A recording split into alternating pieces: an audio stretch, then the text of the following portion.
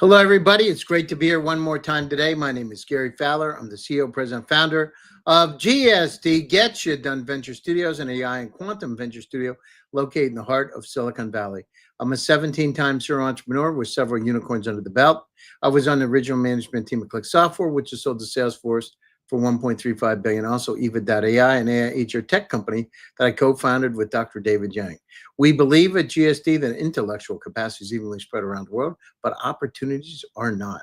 With that, I've got an incredible guest today, Jimmy Douglas. We're going to be talking about Plug and his background from Tesla to the present and where Plug has gone and why it's going to change the world. So with that, I'd like to bring Jimmy on board. Hi, Jimmy. Let's go, Gary. How are you? Good. You've had a real interesting background. You've had a marketing background, career in automotive remarketing, starting at Tesla, and now with your own startup. What inspired you to make the leap in entrepreneurship? Oh, it started before I could walk. Growing up in Northern California,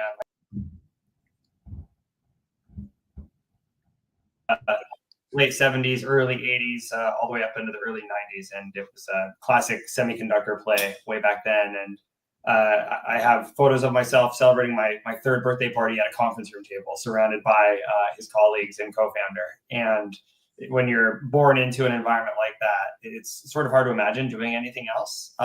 Granted, it took me a long time before I finally found the courage and inspiration to jump out and do it. Plug is just over 2 years old today, and I just turned 40 at the end of last year, but here we are. It's great. And so which company did your dad co-found? It was called Test Point One, and they had invented a device that literally just tested printed circuit boards. Pretty quintessential for the times back in the day. I actually have one of those devices. I bought it on eBay from some liquidator a few years back, and it's waiting to find a place to display it. Yeah, it's pretty funny. I've been around the block out there a long time. I've seen a lot of changes take place. Tell us about Plug and what's making it stand out in the rapidly evolving EV marketplace. I mean, the thing is, there's standards. There's all kinds of issues out there, right? Where do you put? I have a lot of electric vehicles besides cars, and the key is where do you put them in, plug them in, and how fast can you do it? And how fast can you get a charge? How much does it cost you? Yeah, well, and these are all questions that people are asking when they're buying their first EV. And generally speaking, when you're buying your first EV, you can speak with a salesperson that is at least hopefully fairly up to speed on answering all those questions for you. It's a very educational journey, and it's a bit of a mindset shift because it's a totally different asset than your classic gas-powered or diesel-powered Ford F-150. But the used car market, which is about 75% of the car market in the US, by the way, is not up to speed at all. The majority of dealers in this country do not sell used EVs at all. A very tiny number of them, about 500, move. Why is that? Why isn't it taken?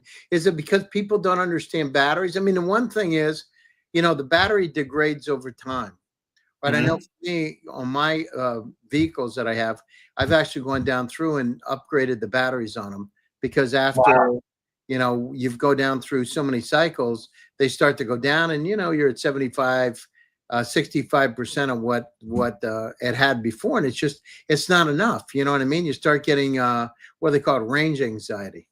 So how do you go down? I mean, that's another thing, right? Going down through this process, it's not just about charging. There's got to be more places out there that know how to put the batteries in and to be able to retrofit these cars, right? To bring them in, you bring them in, pull the pack out, put a new one in. It's not so easy, and it's not cheap.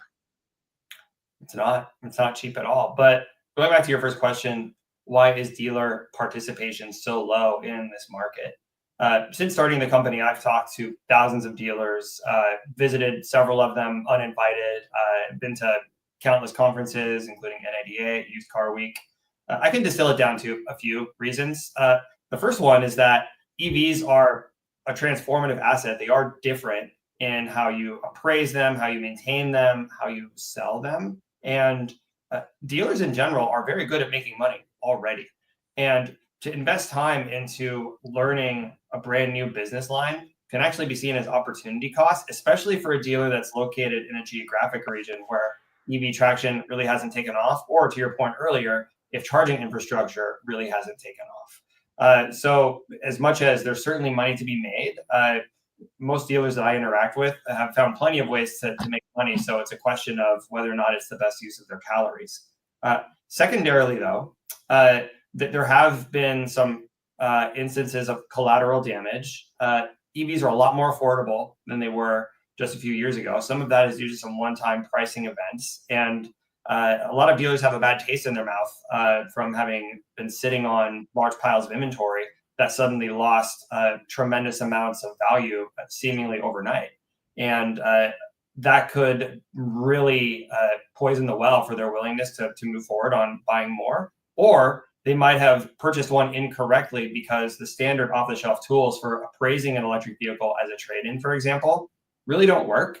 They don't actually account for the value-driving EV-specific nuances, like how healthy the battery is, software-enabled features. Yeah, I mean, how important is that, Jimmy? I mean, when you go in to buy the car, what would be the first thing you would ask the dealer, right? You would, if it's a used car, you're going to say how many miles are on it, how many cycles are in the battery, right? And what are the total maximum number of cycles? Probably, right? My approach would probably be a little simpler. I would simply be curious to understand how much range is the vehicle capable of driving on a full charge. And I'd also be interested in understanding if it's still under the original manufacturer's battery warranty. Those two factors right there are generally enough right now because most EVs on the road are still pretty young. The likelihood of an actual battery failure is pretty low, though not zero. Yeah, no, what I was saying is when I talk about range, if you've got the car 4 years and you got 80,000 miles on it, the range is obviously going to be a lot less. So whatever, how do you determine what the maximum range is when the car, they're going to tell you, they may not know, right, that the maximum range is going from 320 miles to 210. They may not know, but if you understand the cycles, or I don't know, the Teslas, do these cars have actual gauges on them where you can tell what the battery life is? So it says it's 60% of original or 80. That would help you. Yeah, so it really depends on what kind of dealer you're working with.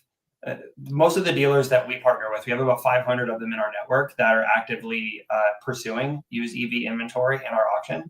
And they're very skilled at answering this question. Most of them have battery health testing technology, either on site or through a technology partner that does everything over the air through consent flows.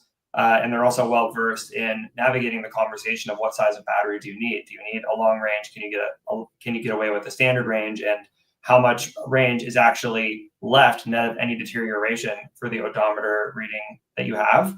But it's not a standardized measurement just yet. Exactly. That's somebody, whoever comes up with that's the holy grail, right? When you come Well, up, you can't tell with these electric vehicles. Some of them say you got X range on it. It's not even close, and other ones say, I actually have never had one underestimate how far they could go. Not one of the vehicles I have.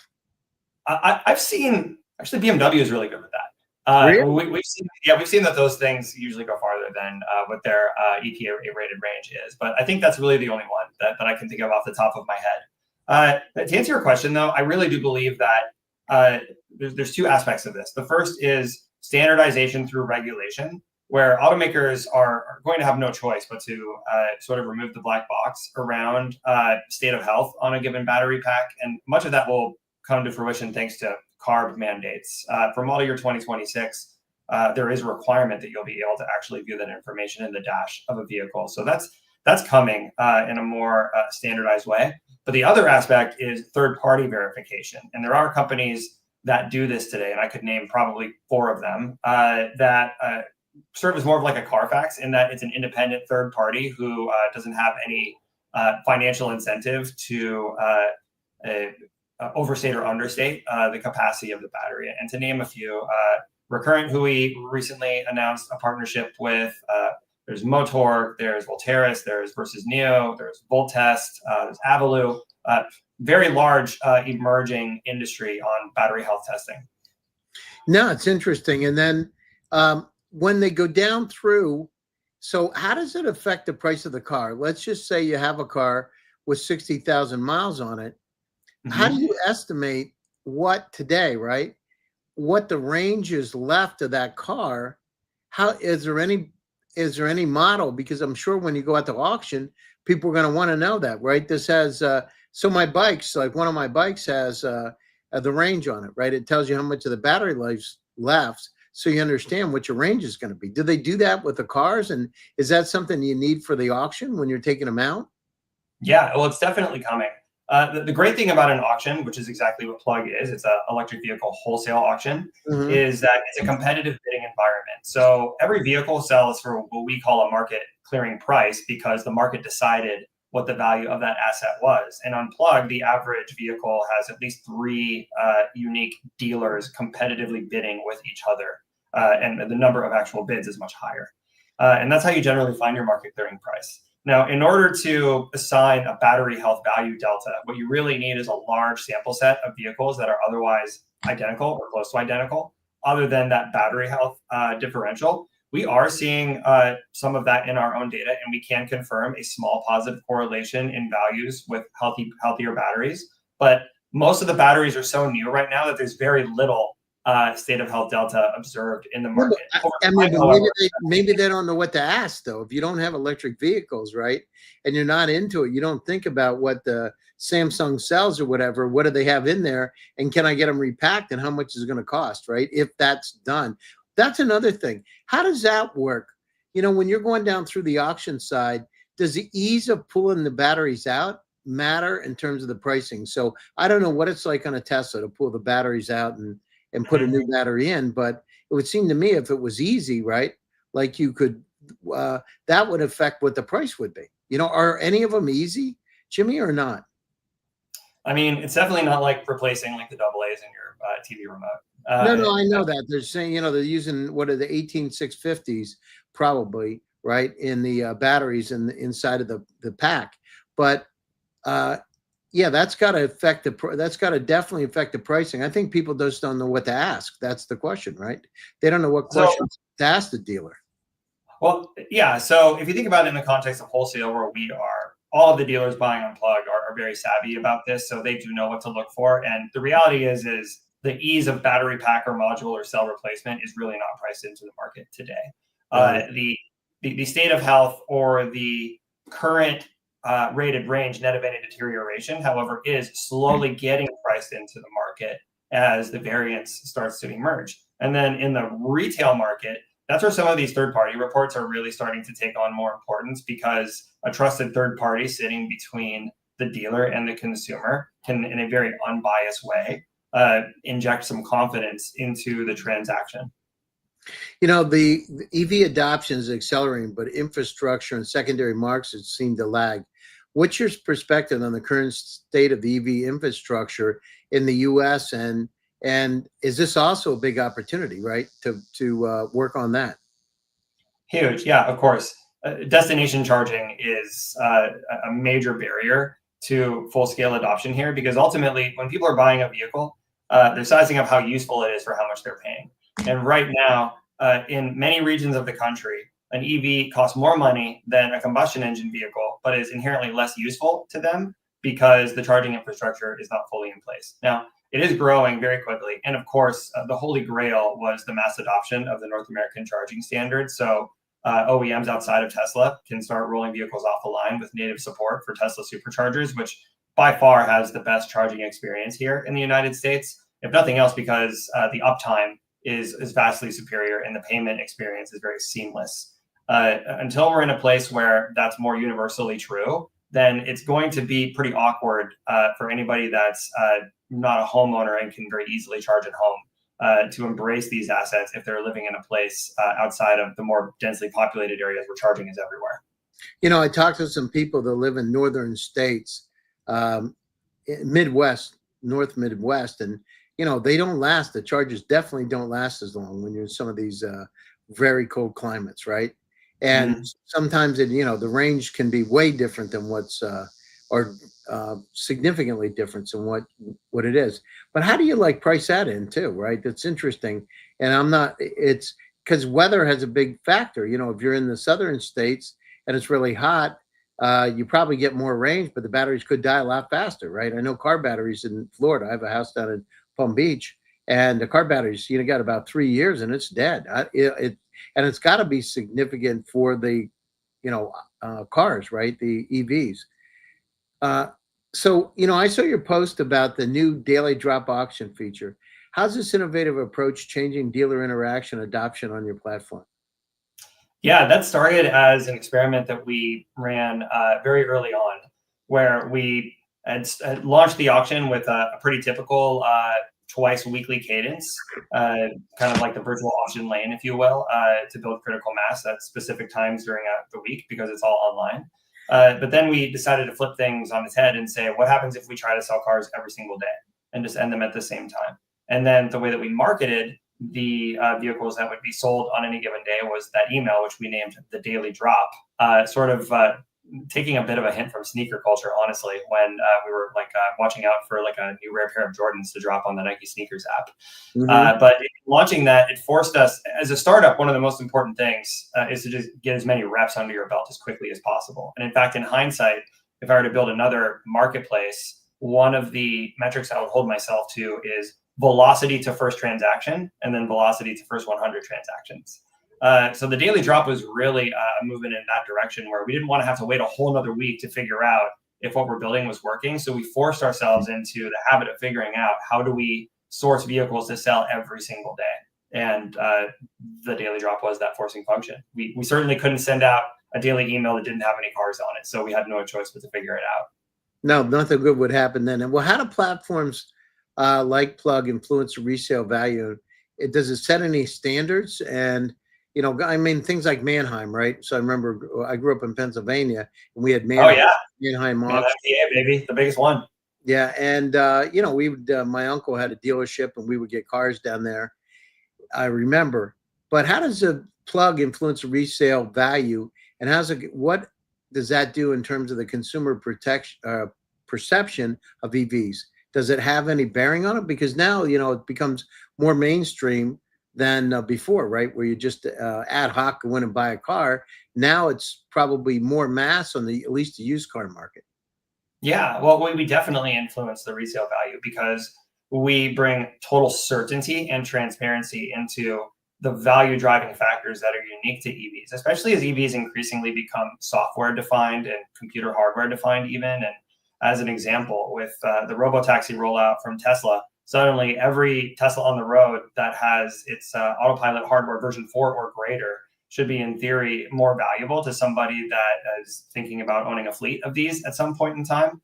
And in order to purchase a vehicle with that feature, you need to know if it has it, and you need to be buying it from a place that will certify that it's definitely there. The same is true of if you wanted to buy one with full self-driving or free unlimited supercharging, even tax credit qualification, while we still have a used EV tax credit for not much longer. These are all EV specific factors. Well, that's a good point, Jimmy. Mention that to the audience. Tell them what's going to change in a month or so, right?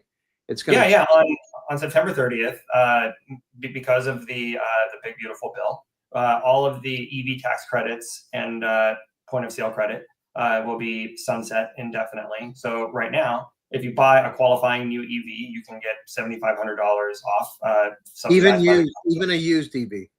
A used EV qualifies for up to $4,000 in the form of a point of sale credit. Now, this is all subject to AGI, like income requirements, obviously. So not everyone qualifies and not every vehicle qualifies. But it's been a huge force multiplier for the industry. In fact, by my count, I think I said earlier, roughly 500 dealers across the country are moving a third of all used EVs. About 100 of them are sort of newer to the game in the last year and a half because those credits came about. So I'm actually curious to see if they exit the game once those credits expire. But the greatest thing about that credit for consumers is that it can be used as a down payment. So suddenly some used EVs. I love that. That's great.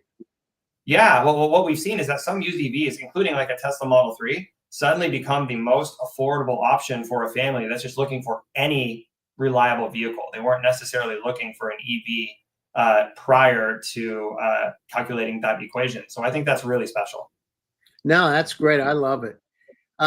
So we talked about Tesla's charging system being superior. So what happens if I buy a Ford Mustang, do they have adapters now that they put on them? What's going to change? They do. Yeah, you can use an adapter to plug your CCS compatible vehicle into a Tesla supercharger. And soon those vehicles will be equipped with the NACS port, as it's called, native. So no adapter will be required. And another question is then, what does that do to the value of the CCS vehicles compared to the NACS vehicles? And does a NACS vehicle sell for more? I personally would pay more for one. Why is that? Adapters are not foolproof. As long as you always have it with you, that's the first step. But they don't always support the equivalent level of charging throughput. Some third-party ones are lower quality than ones that come directly from the factory, and you have to be concerned about what might come about in a quality control issue. No adapter is just better than an adapter. So as a founder, how do you manage the pressures and uncertainties of building a business? It's a lot different than working at Tesla, right? Where you get paid and you get your stock options. How do you go down through and manage that, the unknowns? And do you have any strategies for resilience you can share? Yeah. Well, to be clear, when I joined Tesla, it was the most shorted company in the world. It was days away from bankruptcy at many points in time. Elon was sleeping on the floor, and we were just all sprinting as if our lives depended on it. He was actually sleeping in the floor at Tesla? Oh, yeah. Did you talk to him? Yeah.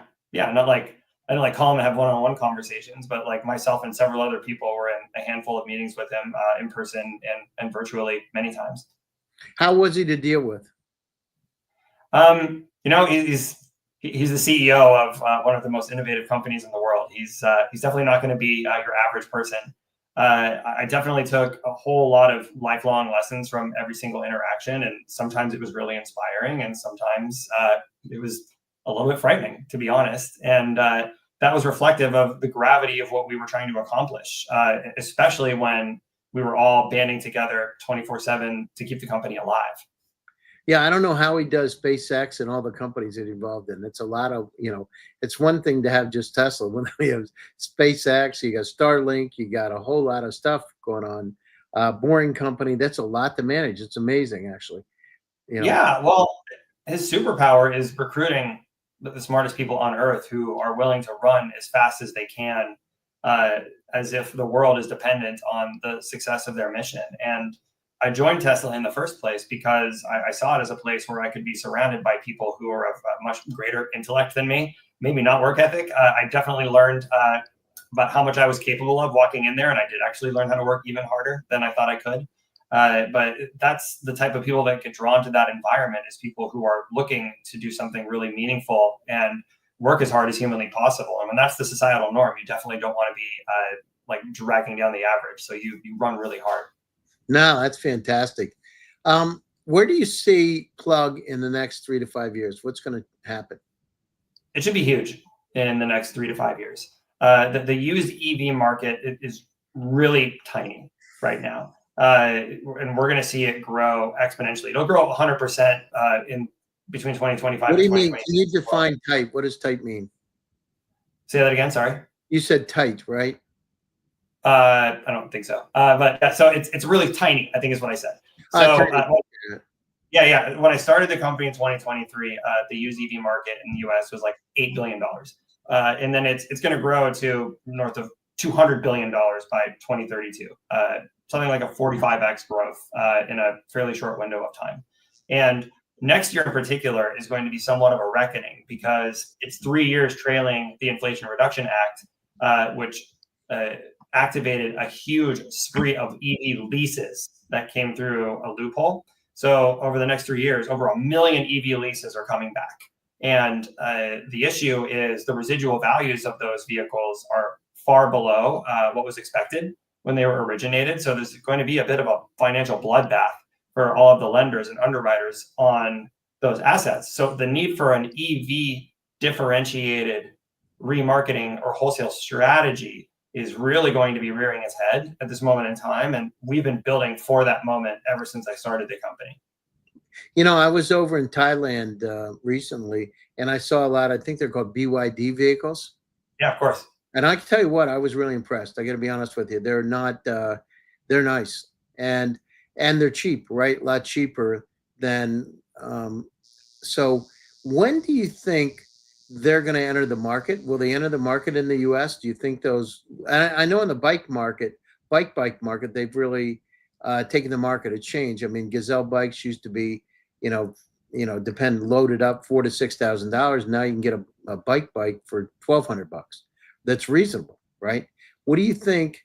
Is that gonna? Do you see that happen in the next 3 to 5 years, where the Chinese will start bringing their cars in, or what do you? What's your opinion? Here's what I'll say about that. We should all be acting as if that's definitely going to happen. There's plenty of stone walls in place to prevent it from happening right now, but like free market like finds a way, if you will.